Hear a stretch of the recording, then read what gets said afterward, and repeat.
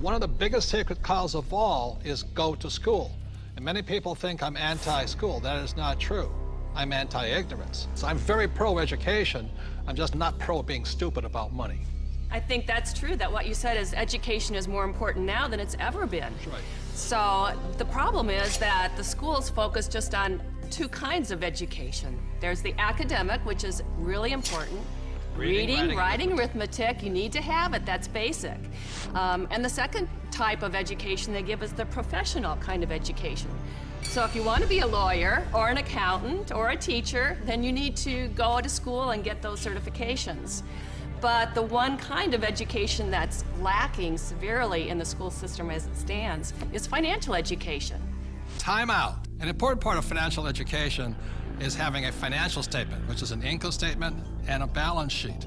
Now, when you go to your banker always asks you for your financial statement, not your report card, because your financial statement is your report card once you leave school. Your financial statement will tell you whether or not you're smart with money or not smart with money, because that financial statement is your report card of your financial intelligence. I put on my Facebook one day that we need to teach our children financial education, and I received a comment back from a teacher that said, who's gonna pay for it? We're all gonna pay for it if we don't start educating our children in school. This is a very hot subject, but our schools are training people to be employees, to work for the rich. The second thing I don't like about school is how dare they label a kid as smart or stupid at an early age.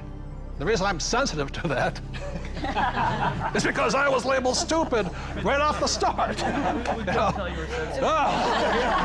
And it wasn't that I was stupid. I was bored, and I was not interested, and it was none of the subjects I wanted, and nobody could tell me how I was going to use calculus. I kept asking my teacher, how am I going to use calculus? And they couldn't tell me. Are they training to be an employee, or are they training to be street smarts? See, my poor dad was school smart, my rich dad was street smarts, and I'd rather be street smart today.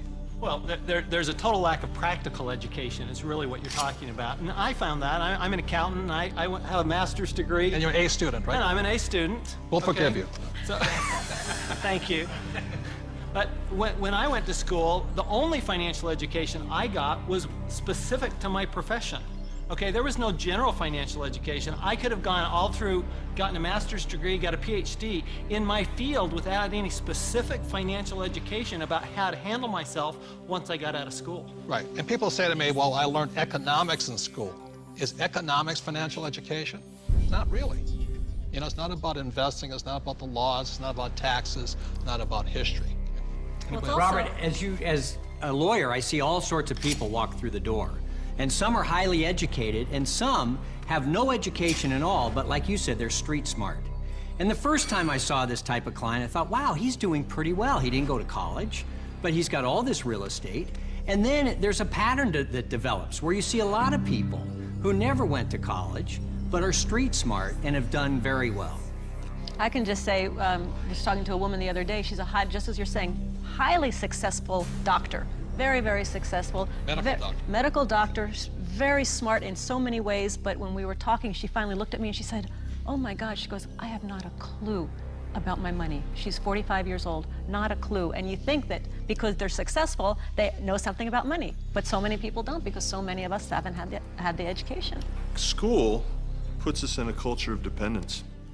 We depend on three things. We depend on a corporation to take care of us, or we depend on government to take care of us. And the scary one, I think, is we depend on institutions. You know, the people we run our 401ks to take care of us. Stock market. And we put ourselves, we rob ourselves of the independence to think freely as entrepreneurs or investors, and we just become dependent on those three entities. And it's brutal. And Mr. Maloney, you never finished school, did you? No. I failed school, but more than that, school failed me. I was dyslexic. They didn't know what it was back then, but basically, I was just like you, bored stiff. I got put in all the remedial classes, so I was in with the dumb kids, basically. They weren't teaching me anything I wanted to learn or anything that I would ever use in my lifetime. And the reason I bring up Michael, most people agree he's probably the smartest guy on this team. And the problem was, again, was Anita says, there's three kinds of education. There's academic, reading, writing, arithmetic. There's professional, become a doctor, a lawyer, in my case, a pilot. And number three is financial. But Michael was put back because of academics, because you can't read, right? Right. So how did you learn how to read? Oh, well, Apple came out with OS 10 at the beginning of the last decade. And you can just select text and hit a button and the computer reads to you. Most people don't know it's built into the operating system. But more, I developed a passion for global finance and economics, and monetary history, especially. And passion drives you. Now we can't shut them up anymore. So I'm gonna blame Apple for that. School's a solo game. I didn't do well in school. I did very well in sports. And in sports, you learn to compete. You learn to deal with pressure, teams, goals. And school is more so individually. I'm competing against everybody, and teamwork is cheating in school. Some of us cheated better than others. And I'll just say last thing about school and money, which is a sacred cow. One of the things that really upsets me about schools and money is this. In America, schools are based upon real estate tax. In other words, if you come from a rich neighborhood, the real estate tax pays for better schools. If you're from a poor neighborhood, you get less money. So anytime somebody tells me schooling is about being fair, that is, when I look at the numbers side of it, is if you're poor, you're getting the worst possible education. And to me, that is cruelty. So how does a person learn about money? How does a person increase their financial intelligence? This diagram, called the cone of learning, provides some interesting clues. The cone of learning was created by an educational researcher named Mr. Dale in 1969. And what he found is that the worst way to learn is by reading or listening to a lecture. And the best way to learn is at the top, which is simulations or games, and then doing the real thing. The interesting thing is my poor dad, who was good at school, thought that reading and lecture was the best way to learn. My rich dad taught me to be a rich man at the top of the cone. He taught me using the game of Monopoly.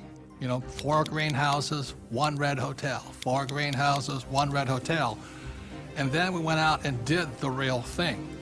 So one of the ways, if you want to learn without much risk, is by simulations, play games. The reason my wife and I created the cash flow game was so that you could play and learn physically, mentally, emotionally, but make a lot of mistakes with play money. So how many people in this room have made financial mistakes? You know, the only thing we were ever taught was maybe how to balance a checkbook, how to have a savings account, those basics. Financial education is like learning another language. Yeah. You know, when you learn real estate, it's a different language than stocks.